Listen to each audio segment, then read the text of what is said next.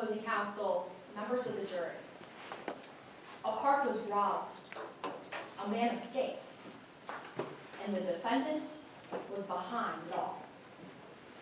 On August 30th, 2012, an amusement park named Rocker World was robbed. The park's accountant was threatened at knife point, and a park security officer was slammed into one of the rides.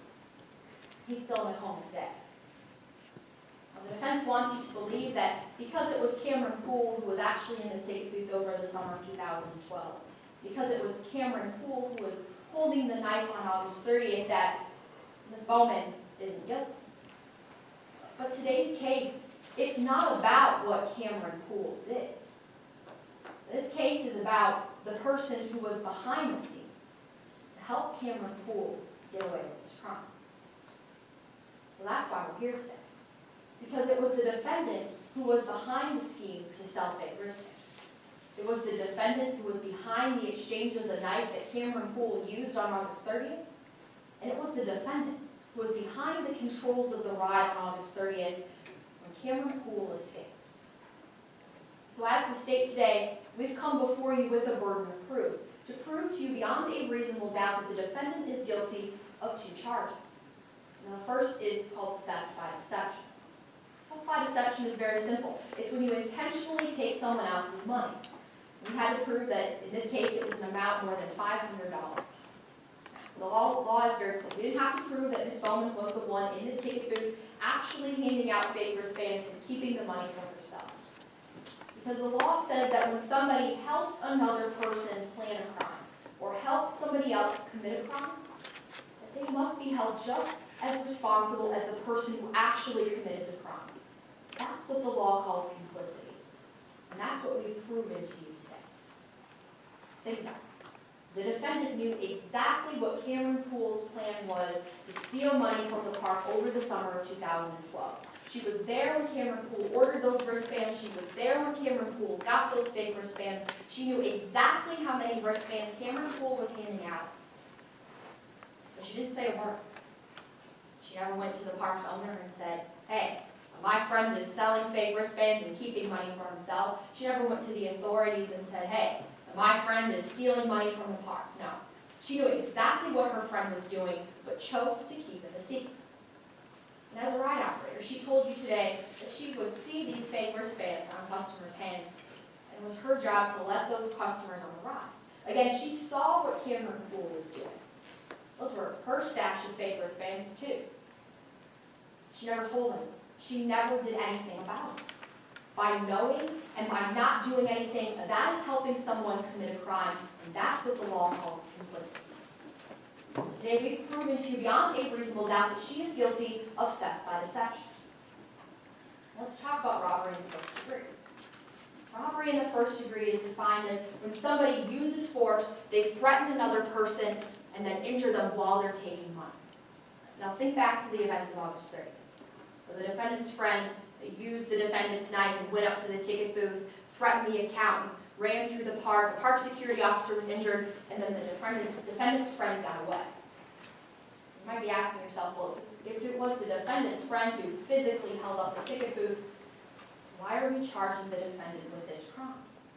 Because again, when the law says that when somebody helps another person commit that crime, when the person helps another person plan that crime, they must be held just as responsible as the person actually doing it. That's what we've proven to you today. It was the defendant who helped Cameron Poole commit this crime. It was the defendant who helped Cameron Poole escape with this crime. And that's why we've charged her with complicity for robbery in the first degree. Think back to what happened that day. We didn't have to prove that it was the defendant actually holding the knife. But we know today that it was the defendant who was behind the exchange of that knife. Tyler Hartman told you today that just a few days before this robbery, the defendant handed Cameron Poole a knife, placed that knife in his locker and says, it's here when you need it. Here's an insurance policy for you. And on August 30th, when J.C. Longstreet, the park's owner, discovered what they were doing in the ticket booth, discovered that they were handing out fake wristbands, they had to make a choice.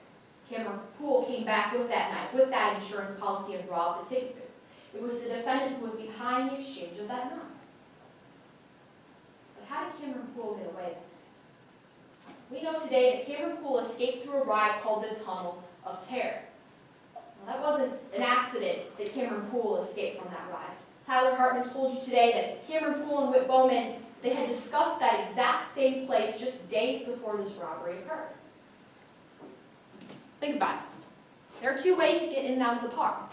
Well, there's the ticket booth, and there's the Tunnel of Terror. On August 30th, when Cameron Poole goes up to that ticket booth and robs it, he could have just turned right around, ran into the parking lot. But what did he do? He ran into the park, into a crowd of people, and towards the only other exit in the park. The exact location that the defendant was working at the time. The defendant was behind the controls, and we know that she didn't take over that ride by mistake. Billy Isaacs told you today that on August 30th, she walked from her ride, point 10, all the way over to the Tunnel of Terror 8 different times. Not once, not twice, not 3 times, but 8 different times said, hey, can I take over your ride? In just minutes before this robbery occurred, she was the one who got behind the controls of that ride. The same ride where Cameron Poole escaped. She wants you to believe that when Cameron Poole escaped, she put the ride in blackout mode, but it was a mistake. She didn't mean to help Cameron Poole. But think about it. The defendant had worked the Tunnel of Terror before. It was her job as a ride operator to start that ride, to stop that ride, so she knew where those buttons were. But on August 30th, she made a conscious choice to pull a lever to put that ride in blackout mode. That is how Cameron Poole escaped. It was the defendant who was behind that. That was not a mistake, that was a choice that she made. She was behind the controls, she was behind the escape, she was behind the crime. That is complicity. And we also heard today from Charlie Kaminsky, the person who drove Cameron Poole right after he got out of the park. What did Kaminsky tell you? The very first person that Cameron Poole called after this crime occurred was the defendant. Hey, we were going to get caught. I used your knife, but I got rid of it. No one will know that you had anything to do with this. Members of the jury, we know that the defendant had everything to do with this. Minutes after the robbery occurred, Cameron Poole sends her a text message. I got out. Talk to you later. Thanks. You don't thank somebody unless they've intentionally helped you commit that crime. What she did on August 30th, that was not a mistake. That was a choice. She was behind the plan to sell the wristband. She was behind the exchange of the knife. She was behind the controls of the ride when Cameron Poole escaped. We've proven to you today beyond a reasonable doubt that she was the one who helped Cameron Poole commit this crime. And that is what the law calls complicity. We've proven to you theft by deception. We've proven to you robbery in the first degree. And that's why we ask that you find the defendant guilty. Thank you. Thank you, Ms. Henschel. Mr. Shaw.